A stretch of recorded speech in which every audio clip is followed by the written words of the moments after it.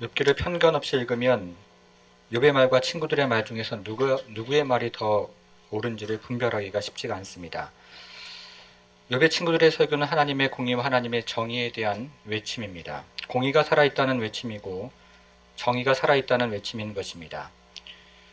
그러나 욥의 대답은 그렇지가 않습니다. 불평과 불만의 이야기가 터져나오고 심지어는 하나님에 대한 불평과 불만의 이야기가 터져나오는 것을 보게 됩니다.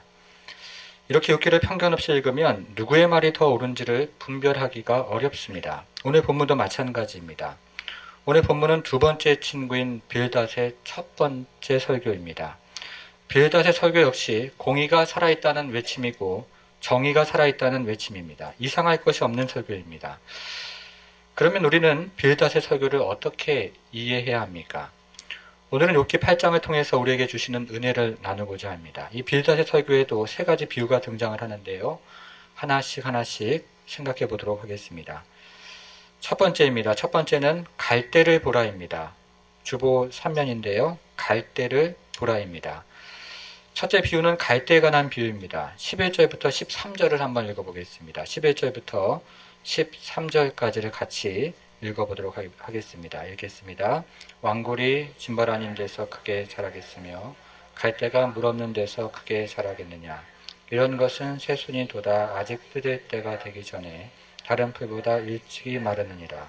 하나님을 잊어버리는 자의 길은 다 이와 같고 무너지리니. 먼저 11절에 왕골이라는 말이 나오고 갈대라는 말을 찾아보겠습니다. 이렇게 11절은 갈대에 관한 비유인데요. 저희도 주변에서 갈대를 어렵지 않게 보게 됩니다. 제가 을숙도에 가보니까요. 갈대밭이 있습니다. 처음에는 굉장히 신기했습니다. 작고 보니까요. 좀 덜 신기합니다. 여기서 언급되는 갈대는 이집트 나일강 주변의 갈대입니다. 이집트 나일강 주변의 갈대는 3m까지 자라는데요. 이집트 사람들은 이 같은 갈대를 베어다가 작은 배를 만들기도 하고 광주리를 만들기도 하고 돗자리를 만들기도 하고 파피루스를 만들기도 했습니다. 쓰임새가 매우 다양하고 매우 유용했던 것입니다. 여러분, 그러면 이 갈대의 특징은 무엇입니까? 11절에 보니까요. 크게 자라겠으며 라고 이야기합니다. 갈대의 특징은 크게 자라는 것입니다. 갈대의 특징은 높이 자라는 것이고 빨리 자라는 것입니다. 이내 번성하는 것입니다. 이것이 악인의 특징이라는 것입니다. 악인은 크게 자랍니다. 높이 자라고 빨리 자랍니다. 이내 번성한다는 것입니다. 그러나 그 결말이 어떻게 됩니까? 12절입니다. 12절 같이 한번 다시 읽어보겠습니다. 뜰 때가 되기 전에 다른 풀보다 일찍이 마르니라.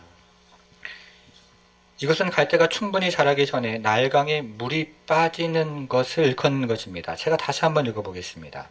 이런 것은 새순이 돋아 아직 뜯을 때가 되기 전에 물이 빠져서 다른 풀보다 일찍이 마르느니라, 이런 뜻입니다.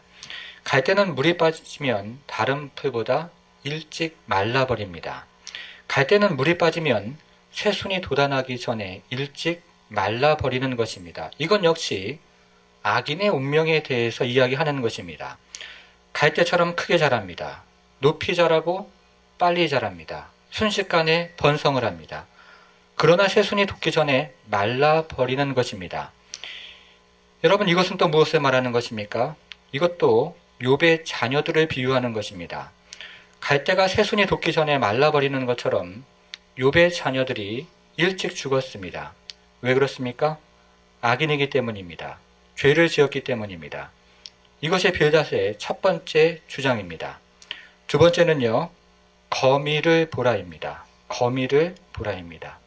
둘째 비유는 거미에 대한 비유입니다. 이번에는 14절과 15절을 보겠습니다. 14절, 15절 같이 읽겠습니다. 그가 믿는 것이 그가 의지하는 것이 거미줄 같은즉 그 집을 의지할지라도 집이 서지 못하고 굳게 붙잡아 주어도 집이 보존되지 못하리라. 14절에 보니까요, 거미줄이라는 말이 나오죠. 요즘은 거미줄이 많이 없는데요. 저희 어렸을 적만 해도 여기저기서 쉽게 거미줄을 볼 수가 있었습니다. 이 거미줄을 들여다보면 모기가 걸려 있기도 하고 파리가 걸려 있기도 하고요. 그렇죠? 작은 곤충들이 걸려 있기도 합니다. 얼핏 보기에는 견고하게 보인다는 것입니다. 그러나 실제로는 어떻습니까? 약합니다. 견고하지가 않습니다. 그래서요, 신문지를 돌돌돌 말아가지고 걷어내면 거미줄을 그렇게 걷어냈던 기억들이 있습니다. 그러면 이와 같은 거미줄로 집을 지으면 어떻게 되겠습니까? 15절입니다. 그 집을 의지할지라도 집이 서지 못하고 굳게 붙잡아 주어도 집이 보존되지 못하리라. 거미줄로 집을 지으면 그 집은 서지 못합니다. 보존되지도 못합니다. 서지도 못하고 보존되지도 못한다는 것입니다. 집이 이내 무너지는 것입니다. 이건 역시 악인의 운명을 이야기하는 것입니다.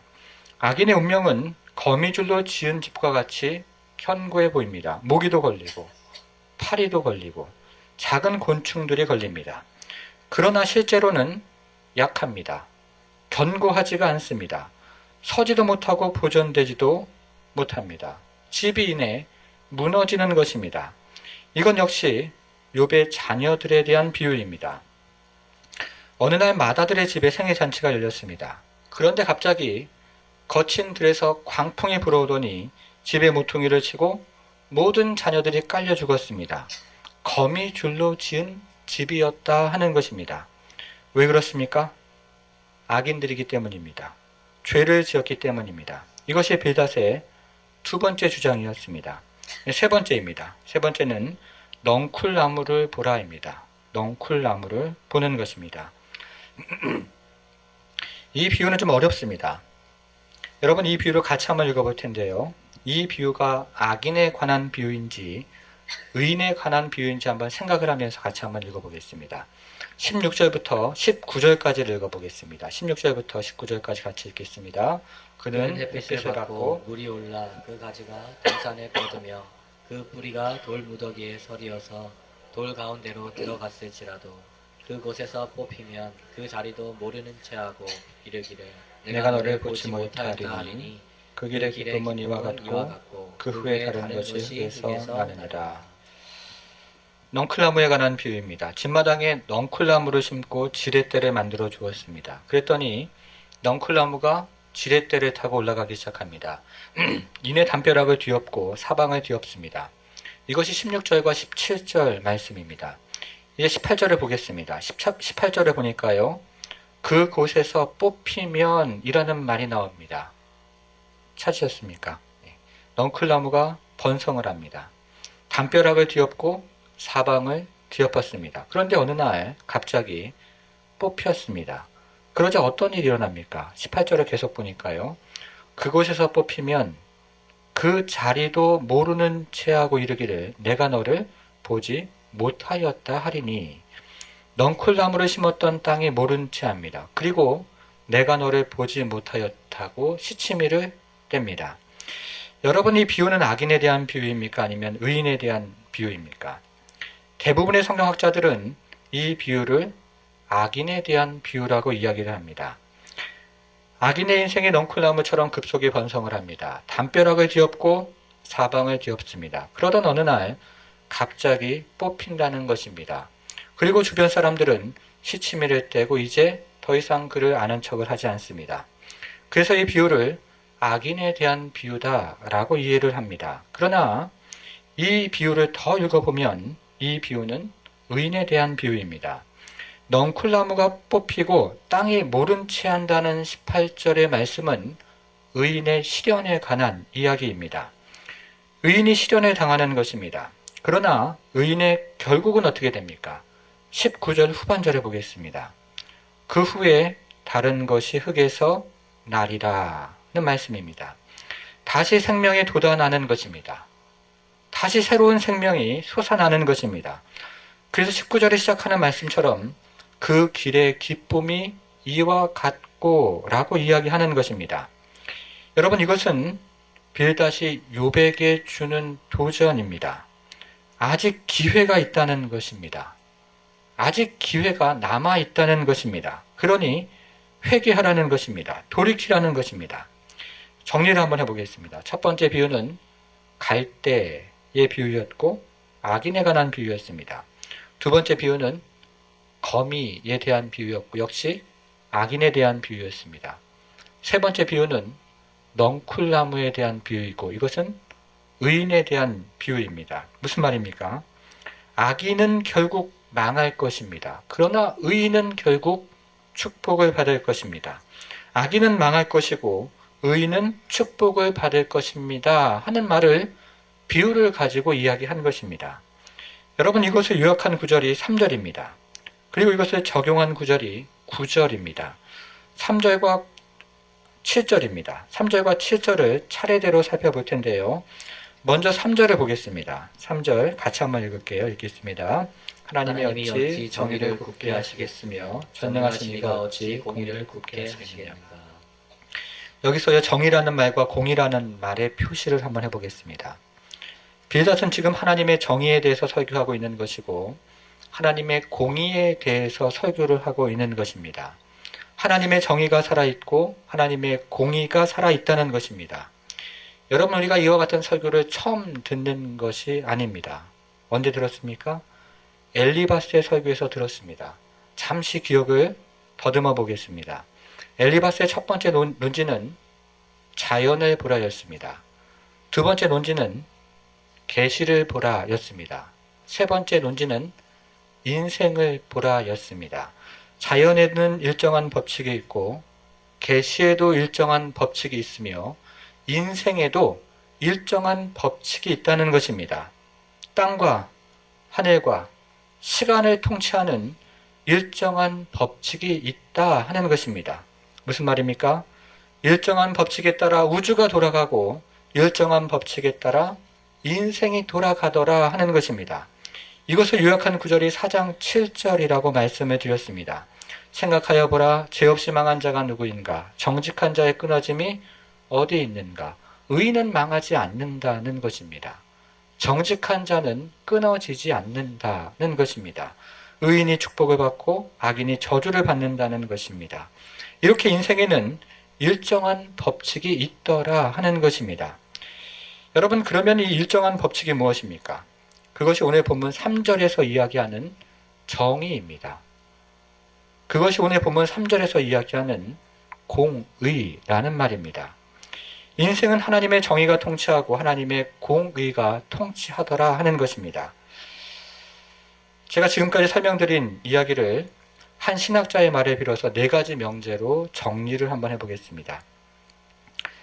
여러분 중요한 내용이니까요. 잘 한번 같이 읽고 한번 들어보도록 하겠습니다. 같이 한번 읽겠습니다. 첫 번째부터 읽겠습니다. 첫째, 하나님이 절대적으로 통치하신다. 둘째, 하나님은 절대적으로 정의롭고 공정하시다. 셋째, 그러므로 하나님은 언제나 악인에게 벌을 내리시고 의인에게 복을 주신다. 넷째, 그러므로 내가 고난을 당한다면 내가 죄를 지었고 내 죄 때문에 공의롭게 벌을 받는 게 틀림없다.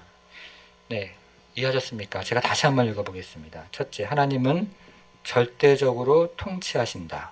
둘째, 하나님은 절대적으로 정의롭고 공정하시다. 셋째, 그러므로 하나님은 언제나 악인에게 벌을 내리시고 의인에게 복을 주신다. 넷째, 그러므로 내가 고난을 당한다면 내가 죄를 지었고 내 죄 때문에 공의롭게 벌을 받는 게 틀림없다 하는 것입니다.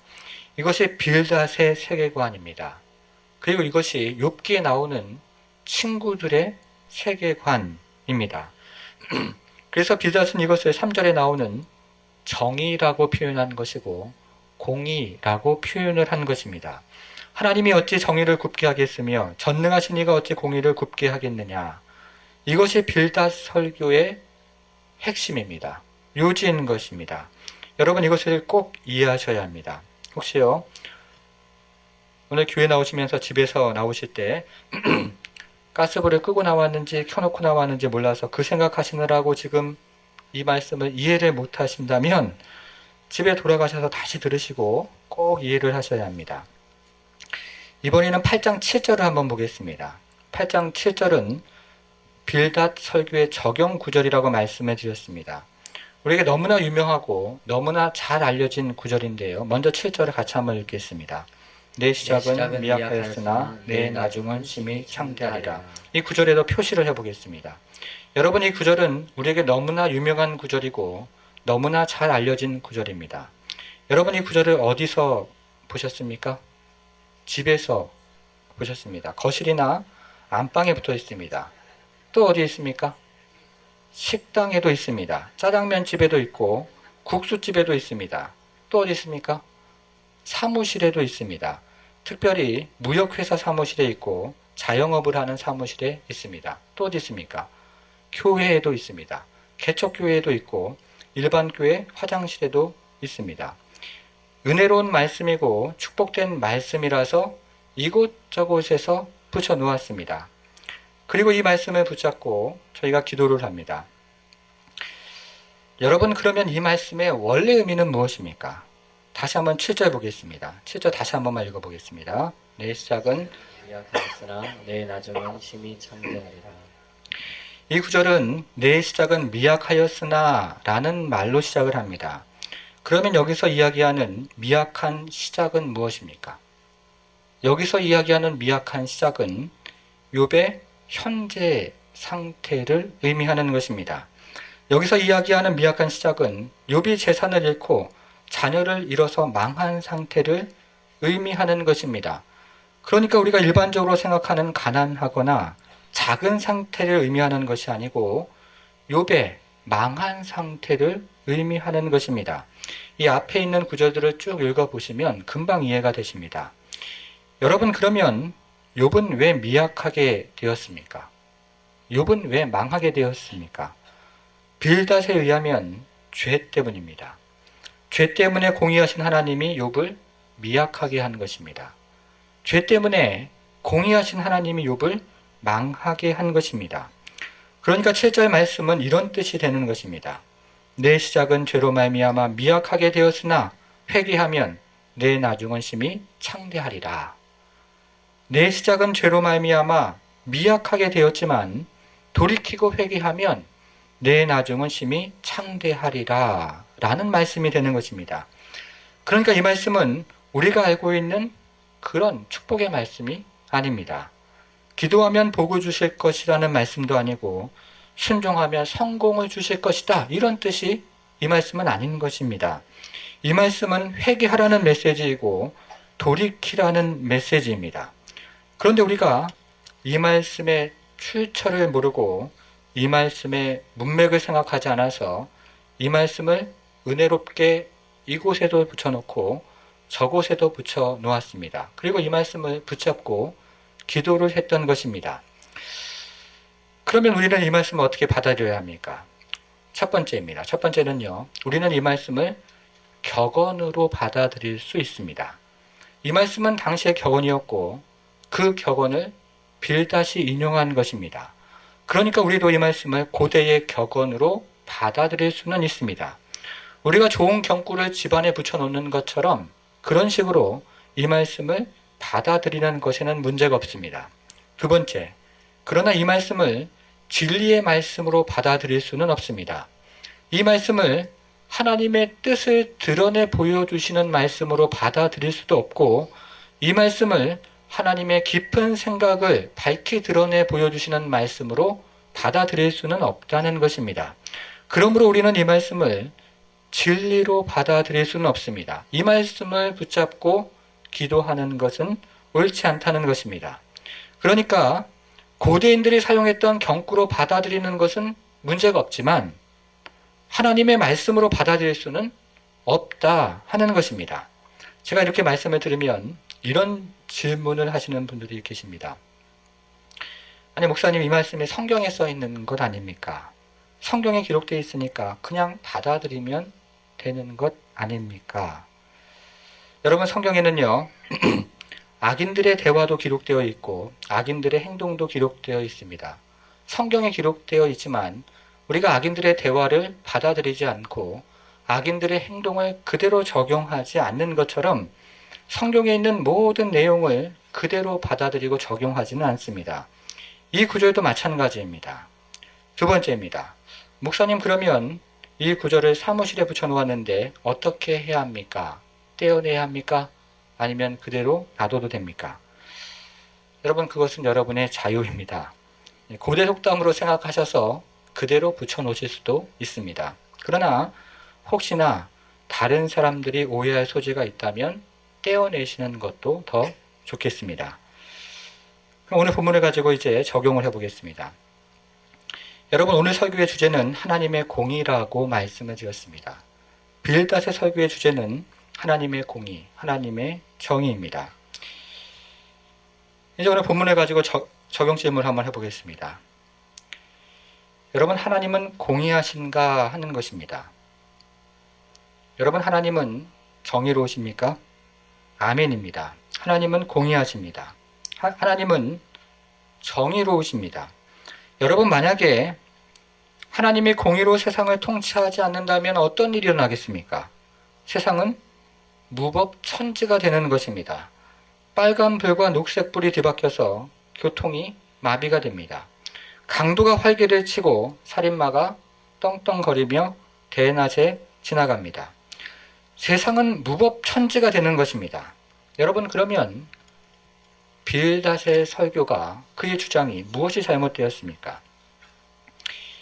빌닷의 설교가 무엇이 잘못된 것일까요? 지금부터 다시 한번 잘 들으셔야 합니다. 제가 빌닷이 믿는 4가지 명제를 말씀드렸는데요. 이것에서 무엇이 잘못되었는지를 한번 지금부터 생각해 보도록 하겠습니다. 여러분, 오늘 본문은 무엇을 말하는가에 초점이 있는 것이 아닙니다. 오늘 본문은 무엇을 말하지 않는가에 초점이 있는 것입니다. 오늘 본문은 무엇을 말하는가에 초점이 있는 것이 아니고 무엇을 말하지 않는가에 초점이 있다는 것입니다. 다시 한번 말씀을 드리겠습니다. 오늘 본문은 무엇을 말하는가에 초점이 있는 것이 아니고 무엇을 말하지 않는가에 초점이 있다는 말씀입니다. 여러분, 빌닷의 설교에서 말하고 있는 것은 무엇입니까? 정의입니다. 공의입니다.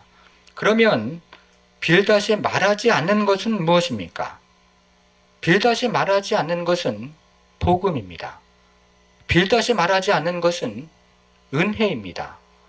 빌닷이 쏙 빼놓고 말하지 않는 것은 십자가입니다. 빌닷의 설교에는 복음이 없고 은혜가 없고 십자가가 없는 것입니다. 그러니까 오늘 본문은 무엇을 말하는가에 초점이 있는 것이 아니고 무엇을 말하지 않는가에 초점이 있다는 말씀입니다. 이해하셨습니까? 여러분, 그런데요, 오랜 동안 역사에 존재하던 교회들이 그랬습니다. 오랜 동안 역사에 존재하던 교회들이 빌닷의 줄에 서 있었습니다. 오랜 동안 역사에 존재하는 성도들이 빌닷의 줄에 서 있었던 것입니다. 그래서 나의 행위가 중요하고 나의 믿음이 중요하다고 생각했습니다. 구원을 받으려면 하나님의 은혜보다 나의 믿음이 중요하다고 여겼고, 병자를 고치려면 하나님의 은혜보다 나의 믿음이 중요하다고 믿었던 것입니다. 그래서 복음이 설 자리를 잃어버렸고 은혜가 설 자리를 잃어버렸으며 십자가가 설 자리를 잃어버렸던 것입니다. 이것이 펠라기우스입니다. 이단입니다. 그런데요, 이것이 오늘날을 살아가는 교회도 마찬가지입니다. 오늘날을 살아가는 성도도 마찬가지입니다. 오늘날을 살아가는 성도도 공의만 가지고 살아갑니다. 정의만 가지고 살아갑니다. 옳고 그름의 문제만 가지고 살아간다는 것입니다. 그리고는 복음이 없고 은혜가 없고 십자가가 없습니다. 이것은 빌닷입니다. 이것은 펠라기우스입니다. 이단인 것입니다. 정통교회 안에 있지만 이단인 것입니다. 여러분, 제가 앞에서 4가지 명제를 말씀드렸는데요. 문맥 없이 이 말씀을 드리면 대부분의 교회의 초신자들은 이 같은 4가지 명제가 기독교인 줄 아십니다. 그런데 놀라운 것은 초신자들 뿐만 아니라 교회를 다닌 분들도 문맥 없이 이 말씀을 드리면 이 같은 네 가지 명제가 기독교인 줄을 아십니다. 특별히 교회를 오래 다닌 분들 중에서 도덕적인 분들과 윤리적인 분들이 이 같은 네 가지 명제가 기독교인 줄 아십니다. 도덕적이고 윤리적인 분들일수록 이 네 가지 명제가 기독교인 줄 아십니다. 그래서 그런 잣대로 세상을 바라보고 그런 잣대로 사람을 대합니다.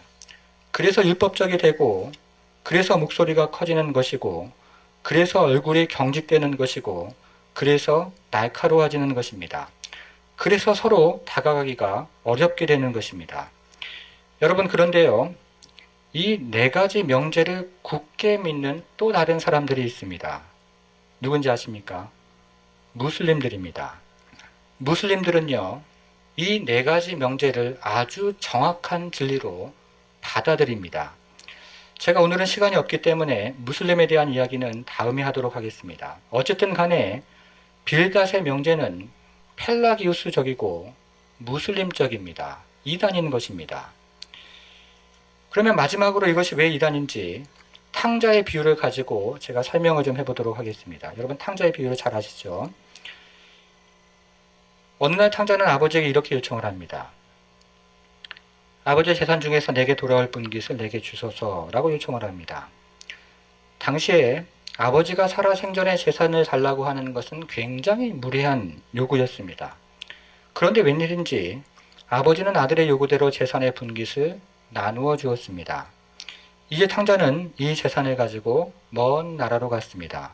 그리고 그곳에서 허랑방탕하게 재산을 낭비하고 결국 거지가 되었습니다. 탕자는 돼지를 치며 쥐엄 열매를 먹으며 배를 채웠고 이렇게 세월을 보냈습니다.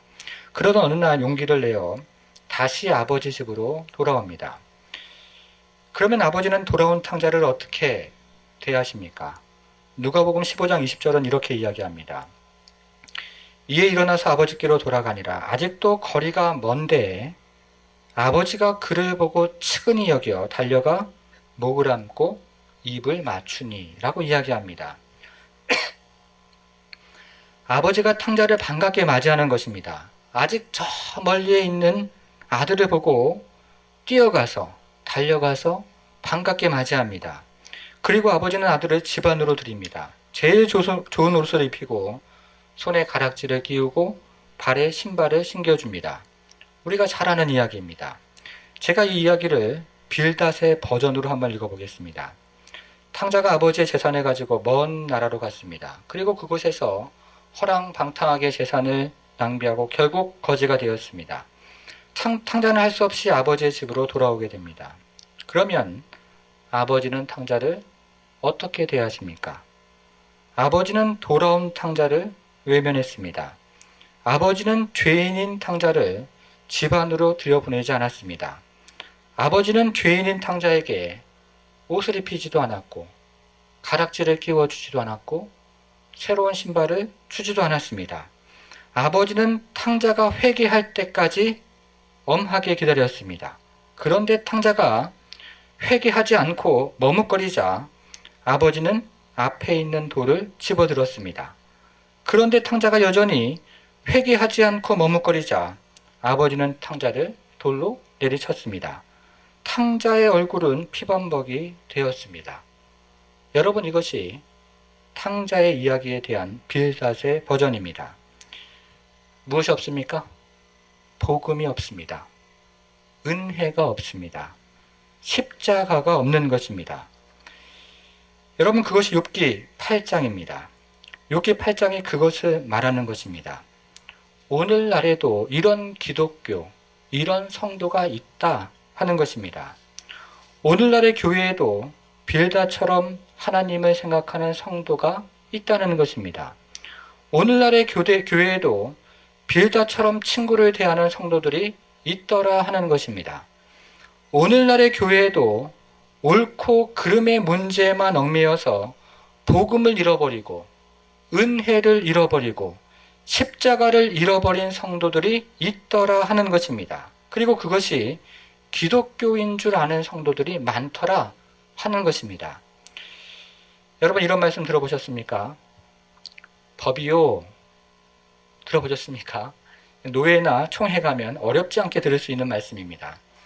여러분, 이것이 나쁜 말이 아닙니다. 잘못된 말이 아닙니다. 제가 여러 번 말씀을 드렸던 것처럼 공의를 잃어버리는 것이 잘못된 것이고 정의를 잃어버리는 것이 잘못된 것입니다. 올바른 행위를 잃어버리는 것은 잘못된 것입니다. 그건 역시 기독교가 아닙니다. 그런데요, 공의에만 얽매여 있는 것은 기독교가 아닙니다. 옳고 그름이 필요하지만 옳고 그름의 문제만 얽매여 있는 것은 기독교가 아니라는 말씀입니다. 그러면 공의와 함께 무엇이 있어야 합니까? 복음이 있어야 합니다. 은혜가 있어야 합니다. 그러니까 오늘 본문은 우리에게 공의만 있는 신앙생활을 하고 있지 않냐고 묻는 것입니다. 옳고 그름만 있는 그런 신앙생활을 하고 있지 않냐고 묻는 것입니다. 빌다시 아니냐고 묻고 있다는 말씀입니다. 여러분, 그러면 온전한 공의와 온전한 은혜, 사랑이 만나는 곳이 어디입니까? 바로 십자가입니다. 제자훈련교재 2권 2과 하나님은 누구신가 7번 문제, 하나님의 사랑과 공의에 대하여 성경은 어떻게 말하고 있습니까? 하나님의 공의와 하나님의 사랑이 만나는 곳이 바로 십자가입니다. 십자가의 은혜를 가지고 살아가라는 것입니다. 십자가의 복음을 가지고 살아가라고 이야기하고 있는 것입니다. 사랑하는 성도 여러분, 오늘 본문이 쉬운 본문이 아닙니다. 그러나 오늘 본문은 굉장히 중요한 본문입니다. 계속 읽고 계속 들으셔서 완전히 이해를 하셔야 합니다. 그래야 바르게 신앙생활 하실 수 있습니다. 사랑하는 성도 여러분, 이 교회는 복음으로 가득 찬 교회가 되기를 바랍니다. 은혜로 가득 찬 교회가 되기를 바랍니다. 십자가의 은혜로 가득 찬 교회가 되기를 바라는 것입니다.